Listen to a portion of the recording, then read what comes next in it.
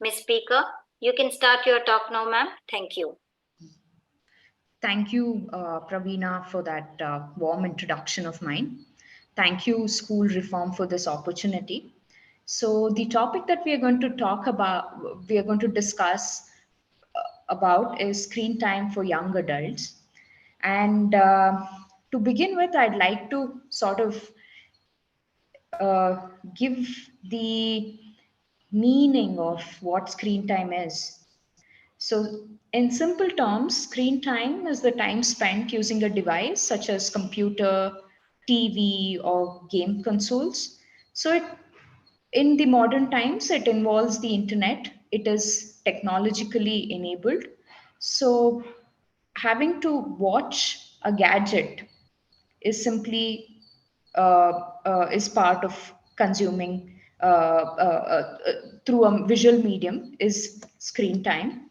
And one of the biggest challenges that parents, teachers, and as adults that we are facing today is how do we cut down on our screen time, right? So it's all very known that we are all the time glued to our cell phones, right? And we are all the time connected through our devices. And we have reached a point where all our tasks are performed through mobile phones, right? So there could be times where we pick up our phones to do a particular task. Let's say we pick up our phones to call a friend or send out a message, but we invariably tend to use other apps, look through other notifications, and tend to get carried away. Imagine if adults can be so distracted or get carried away with devices, what it can actually do to our children or what it could do to teens, correct? So, in that sense, it is definitely the need of the hour to sort of monitor screen time, how much of time is being spent on mobile phones, how much of time is spent on laptops, computers, randomly browsing through various apps, sitting in front of televisions, consuming OTT content, Netflix, Amazon Prime, Hulu, Hotstar, name it. All of these OTT platforms have so much of engaging content that we don't realize the time lapse by. So we are so consumed by the content, especially the visual content is so gripping and we get consumed.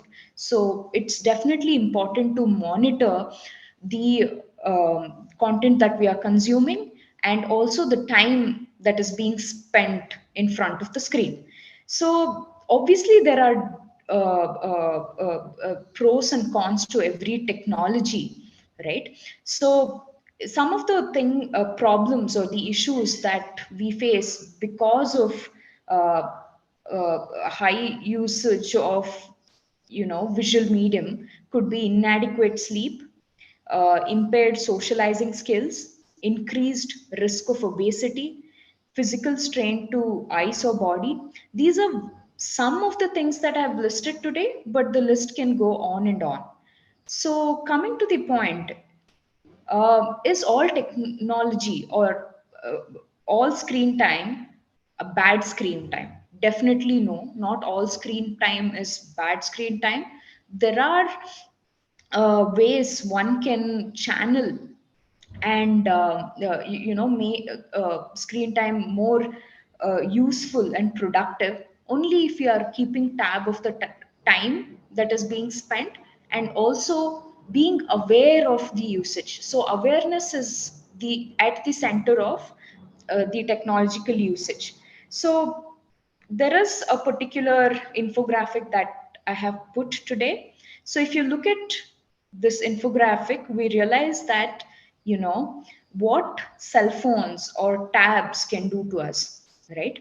So to begin with, on the right hand side, you see how exposure to blue light affects our brain and body. So To begin with, it basically disrupts melatonin. So, what is melatonin?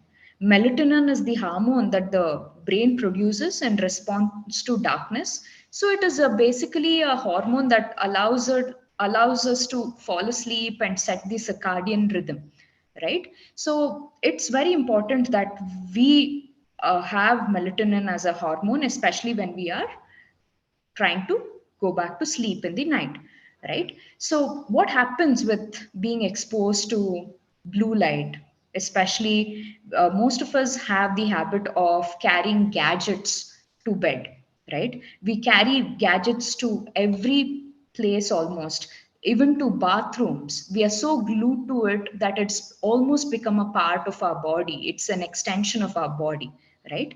So and there is evidence that blue light could damage our vision by harming the retina over time.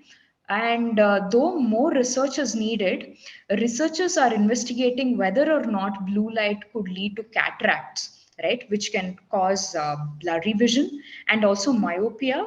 That is where the close objects appear very clear, and the far objects remain fuzzy. And these are some of the conditions that are that can lead that is the result of constant watching of our mobile phones or TV, and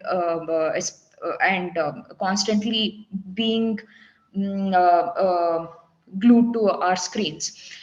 And there is also a research that suggests that there's a connection between light exposure at night and the disturbed sleep that come with it, and an increased risk of breast and prostate cancer. This is something that we looked at the previous slide, that it can be harmful to our eyes and body and posture and our sleep patterns.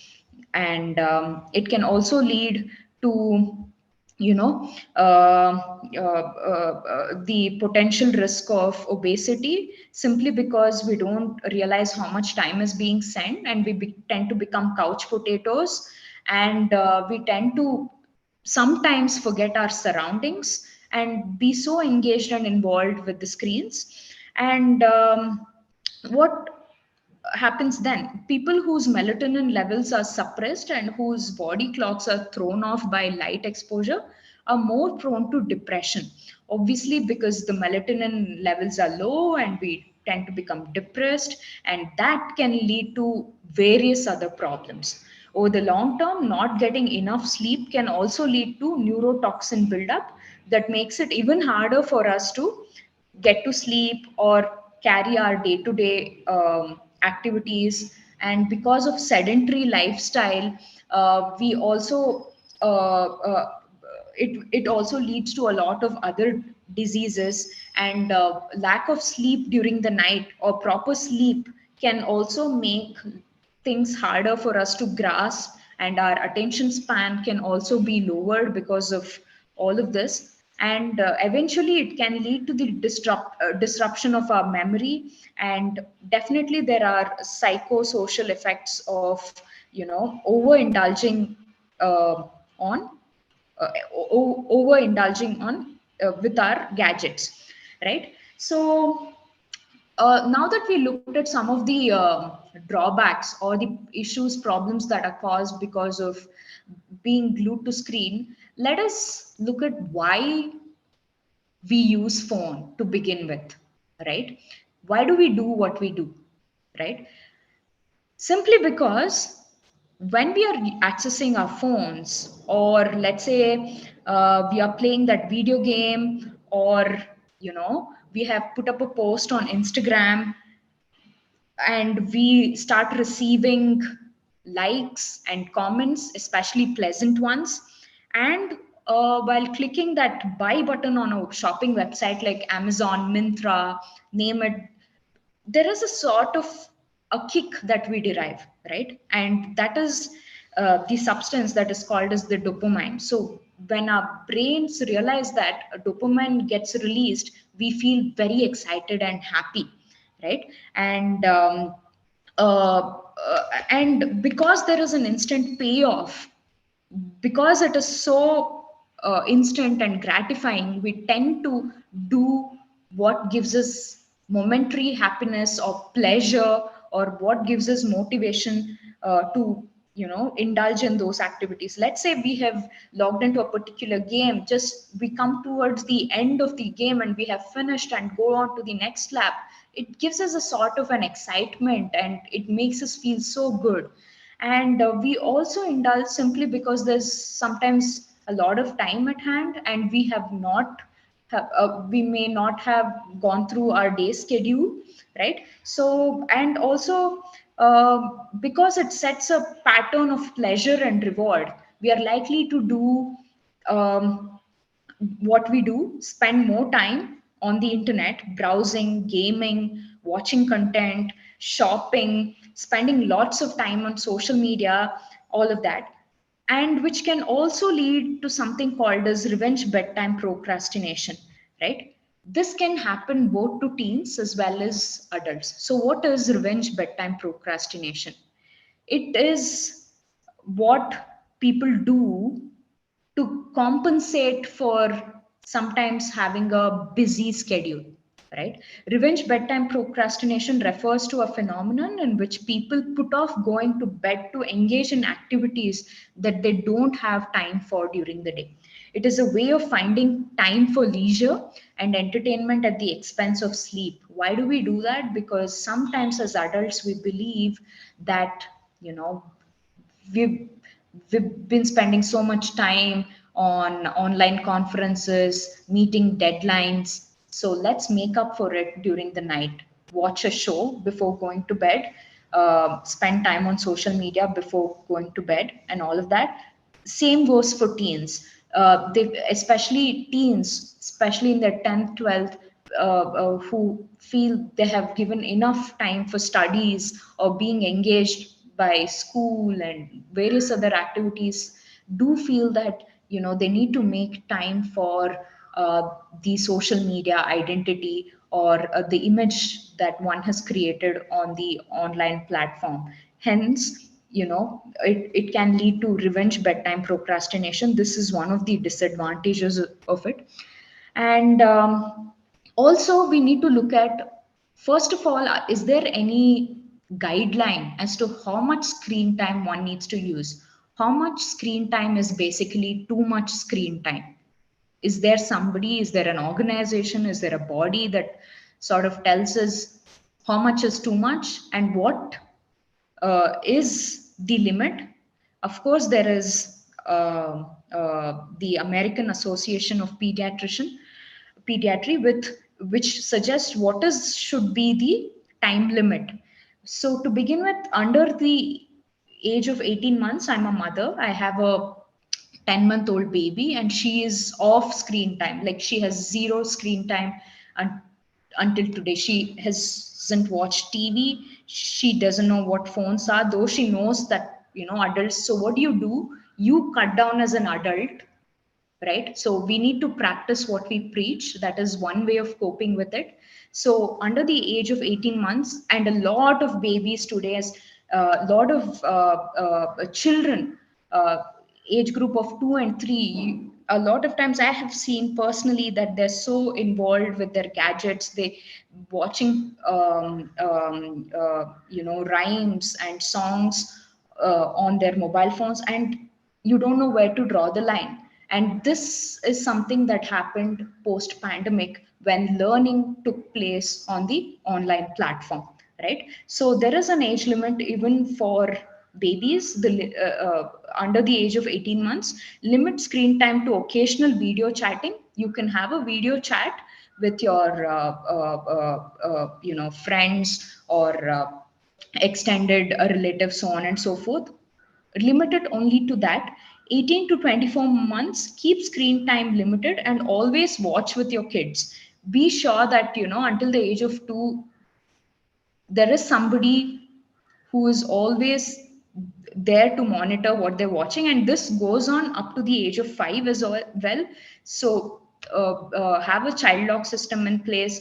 Be always sure what the children are consuming, and above the age of 6 years or older, limit the screen time. And also it is important to have a dialogue with children of any age group, and to tell them, why it is important to limit screen time, so that, as children, they are more aware of it. uh, Having gone through the guidelines, we also know that's not the reality, right? So we see commonly, this is a study that was conducted by Nielsen. You see that between the age of 8 to 10 years old, children are spending about 6 hours of time, screen time per day. 11 to 14, it is 9 hours per day. 15 to 18 hours, it is 7 to 7.5 hours. Looking at this, we also realize that the highest consumers of the screen time is between the age group of 11 to 14. Sometimes it can tip over to 15, 16, especially the teens. The teens are consuming a lot of screen content and are exposed to uh, devices. So then, how do we limit it? That these are some of the problems that we face because of overuse of screen time. What do we do about it? Can we sometimes punish children for overusing it, or what should be the way ahead? So sometimes, as parents and teachers, we are tempted to take away devices, mobile phones, confiscate it, and use that as a punishment technique. Never do that unless, you know uh, the kid has done something inappropriate online. Let's say our children came back late from a party, or a birthday party, and they have not done their homework. You take away their phone, sometimes may not correlate. Make sure the punishment always correlates with the teen's behavior. And phones should never, or gadgets should never be seen as a reward.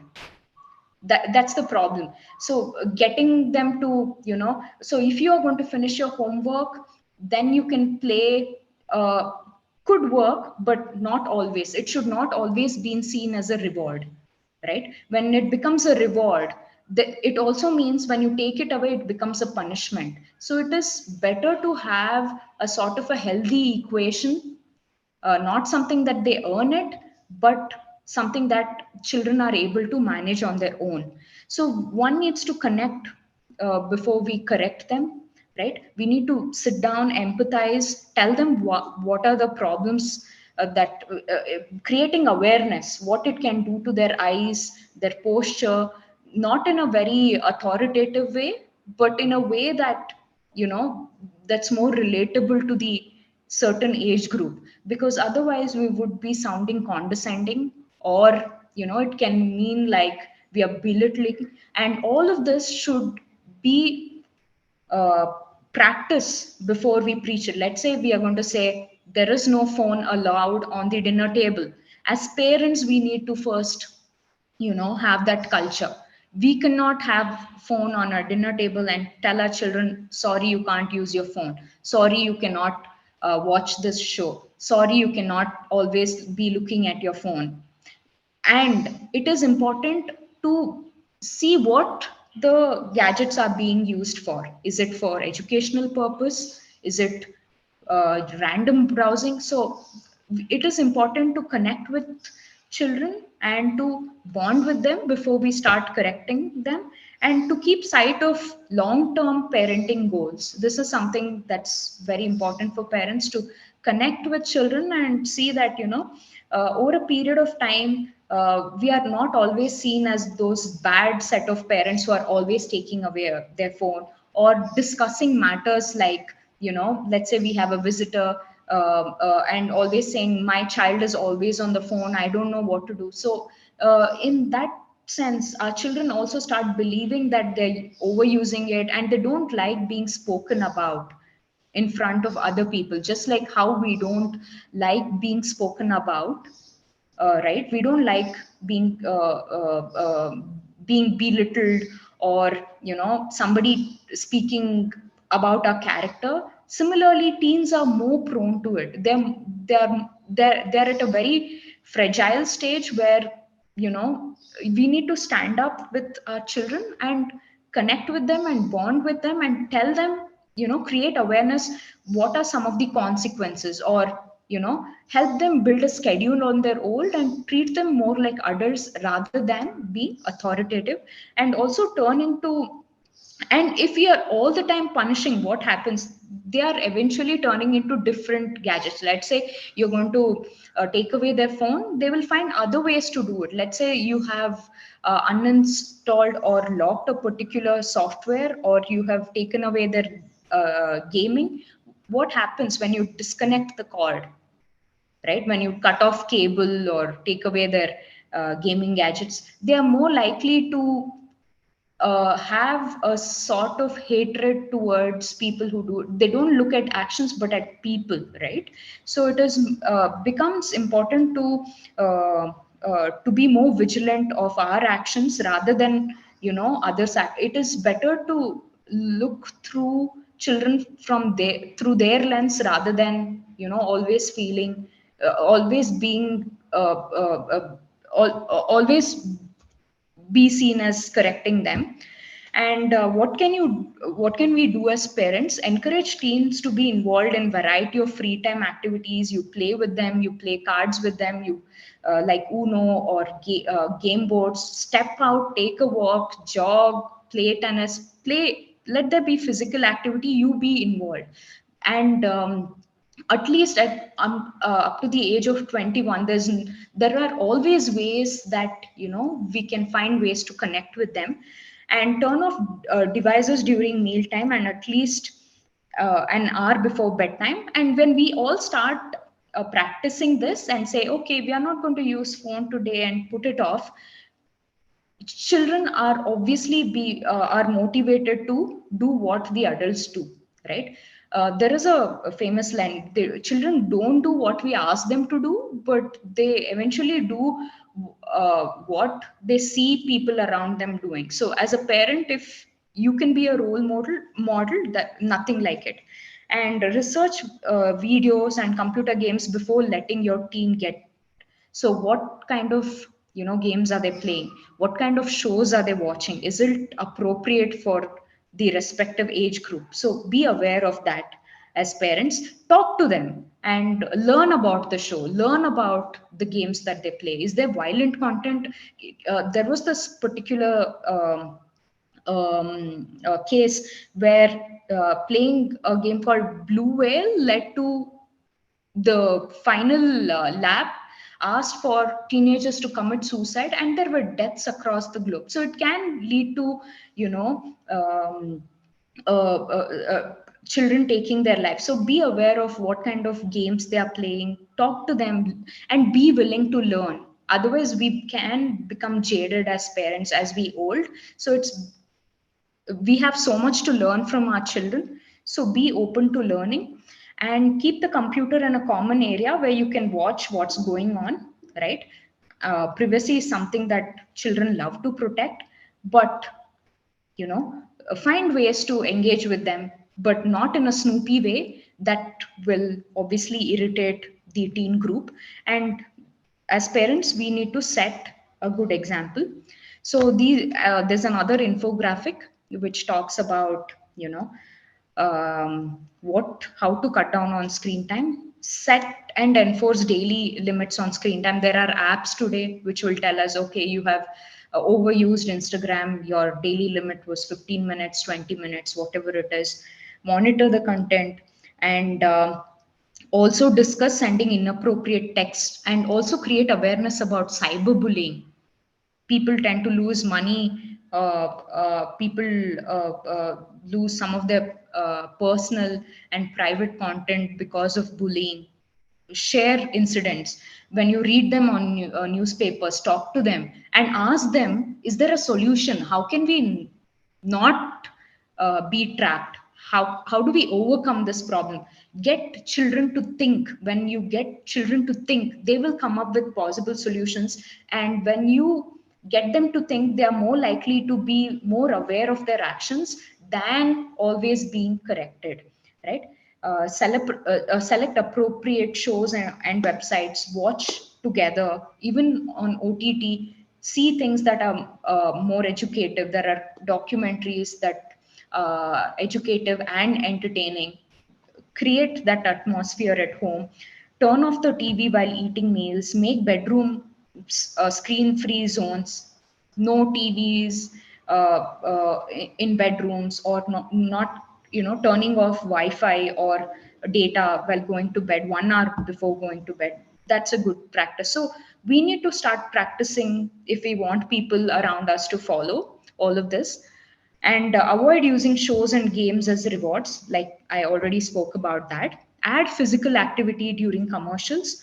Track screen time versus active time, right? There are there are certain activities that that produce dopamine, that is that has instant payoff, or something that's exciting, like let's say shopping online, or just adding things to the cart on shopping websites, or getting likes, or sharing stories. These are exciting things for teen group, as opposed to making a presentation, or as opposed to writing drafting an email that is more to do with academic. These necessarily don't act as a reward. So not all screen time is bad screen time. That's something that I would like to reiterate. Be aware of what we use our screens for. So I end my talk with that, and that's a wrap. So Thanks, thank Meghna. you. Yeah. Thank you very much. It's a very informative topic you have chosen to talk about. If you can close your PPT, and can you turn on your camera? The audience can Yes. see you too. Yeah. 1 second.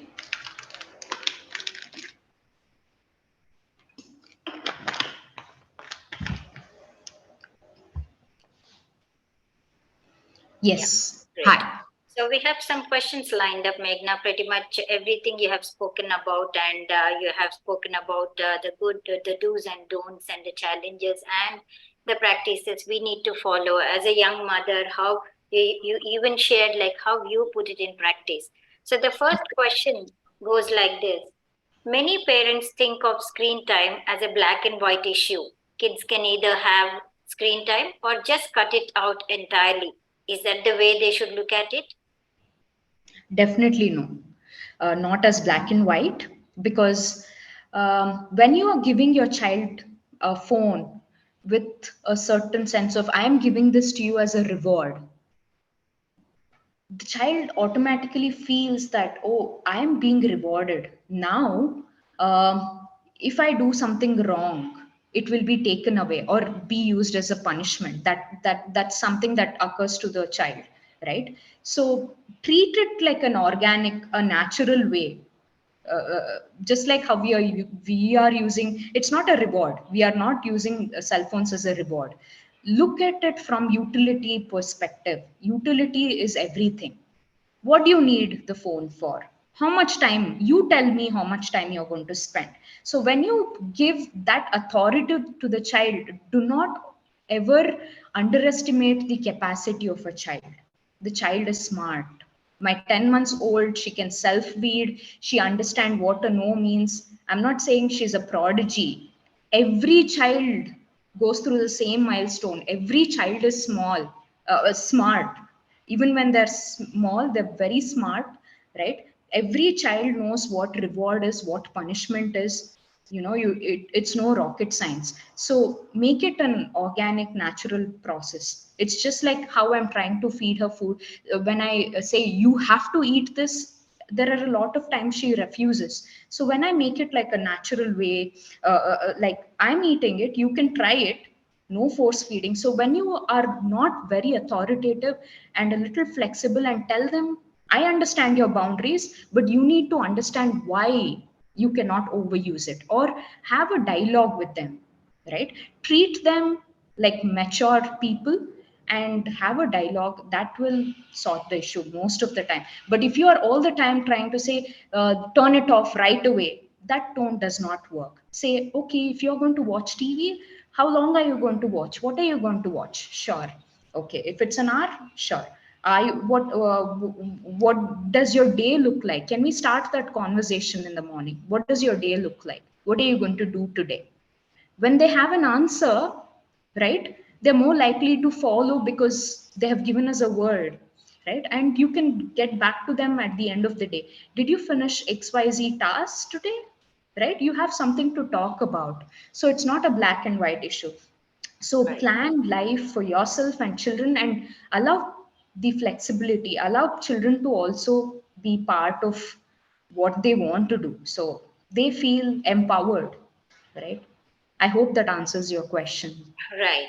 So the second question is, because schools have started incorporating tech into classrooms, it makes it seem like using devices is a really important skill. Can a kid fall behind if they don't get screen time when they're young? Well, it depends on what children are using it for. So follow the guidelines. I already spoke about what is the limit.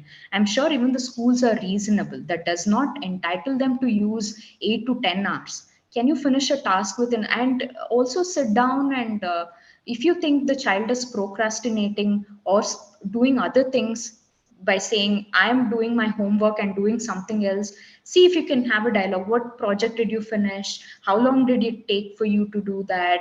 What did you do after that? Why can't we separate, leisure versus productivity? Work towards, build a dialogue, and work towards making screen time more productive. To answer your question, will the child be left out if they don't use technology? It depends on what kind of technology. Are they learning programming? Are they doing, picking up essential skills, or are they randomly browsing? It is no rocket science to put up Instagram story or make a reel. Anybody can do that. So it depends on the usage. Right. So, in your observation, what has your observation taught you about what kids can get from screen time at different ages? From my observation, I see that children who use technology efficiently, especially since I'm a college professor, um, all teenagers are glued to mobile phone. Most of them. It does benefit them if they're using to sort of, let's say somebody is a rap artist, they're putting content, they're getting followers, works well for them. And I also see gamers, and who are addicted to it so much that there is no coming back, which has lowered their productivity. So it really depends on the individual. There is no one way of measuring it, right? It entirely depends on what they're using the technology for, and it depends solely on the individual. So you cannot perhaps generalize this. Right. So, this question is for the teachers. What should teachers be aware to correctly handle screen time issues of children? Right? First, teachers should be able to, should have a sense of far-sightedness. For instance, I had this, kindergarten teacher who looked for black hole on Google Images, and something inappropriate came up as in the images. So far-sightedness is something that the teacher should have. Look, make even technology, Kahoot. You can use app technology to make, activity more fun based, where it is more participative. Children also get to answer. They take a quiz which challenges them. You involve a group. So farsightedness and also collective participation is something that, you know you can look at rather than screen alone. Screen is just a tool. What do you do with this screen is what teachers can look at and have that, build in that model of, So, engaging children. right. The audience want to know about you, Meghana. Please tell about yourself. What made you take an interest in this topic? Oh, well, now that I'm a new mother, like I already mentioned, I have a 10-month-old, and I have friends who have children around the age group of 3, 5, 2.